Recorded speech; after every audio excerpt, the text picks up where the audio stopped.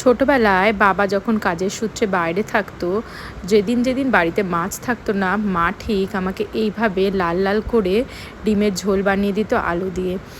ঝোলের ওই নরম তুলতুলে আলুটা ছাড়া আমার কিন্তু আবার ডিমের ঝোল একদম ভাল লাগে না। তাই আজকেও সেই ছোটোবেলার মতো করে ডিমের ঝোল বানিয়েছিলাম।